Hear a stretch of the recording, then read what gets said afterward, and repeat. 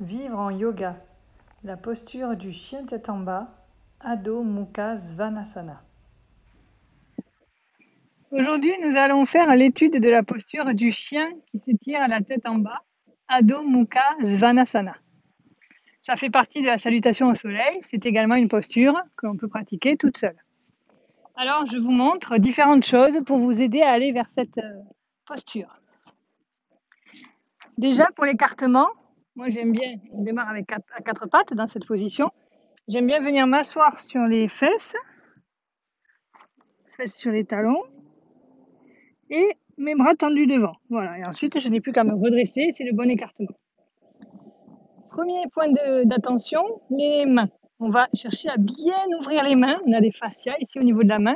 Presque faire un angle droit, pouce, index, quand je pose les mains au sol. Et vraiment cette idée, la posture part du sol, de bien ventouser les mains au sol.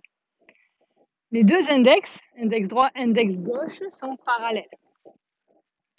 Les bras vont être tendus en cherchant à pas, comme ça, mettre les épaules rentrées. On va chercher au contraire à placer les épaules de façon à ce qu'il y ait de l'espace au niveau des épaules, tout en gardant les bras tendus. Parce qu'en général, quand on bouge un endroit dans le corps, il y a des compensations qui font qu'ailleurs, ça bouge aussi.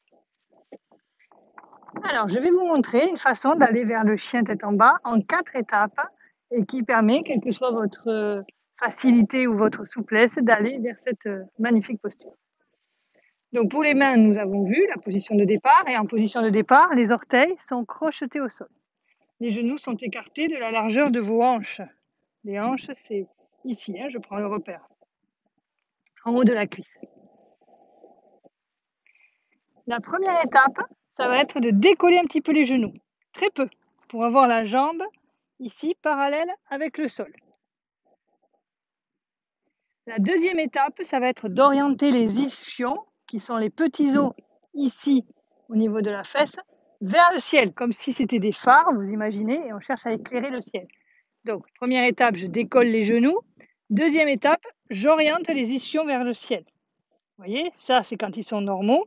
Et là, j'ai un mouvement de bascule du bassin pour les orienter vers le ciel. Comme s'ils éclairaient le ciel ou le plafond. Toujours les bras tendus, vous voyez, quand je fais quelque chose, mes bras ont tendance à se replier. Hop. Troisième étape, je repousse sur les mains pour venir étirer tout le dos. Et c'est vraiment le point entre les omoplates dans le chien qui s'étire tête en bas, Adho Mukha Svanasana, qui est le point clé de la posture. Voilà, on cherche ici à bien aplatir le dos au niveau de ce point entre les omoplates. Et en dernier, et seulement en dernier, je vais venir tendre les jambes si je le peux. On peut même, pour bien les déplisser, monter haut sur les orteils comme ça, puis venir ensuite amener les talons dans le sol en tendant bien les jambes. Mais vous voyez, mon dos n'a pas bougé. Et après, c'est en fonction de votre souplesse.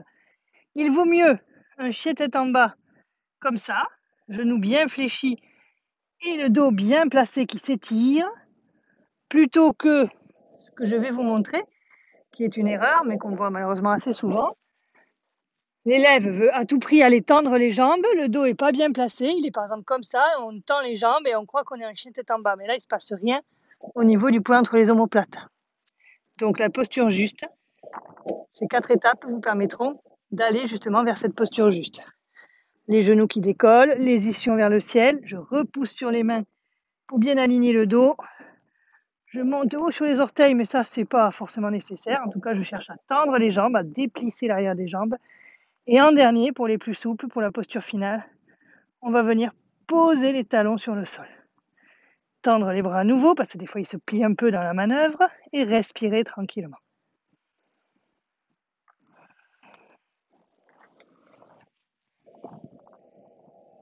Je vous souhaite une bonne pratique.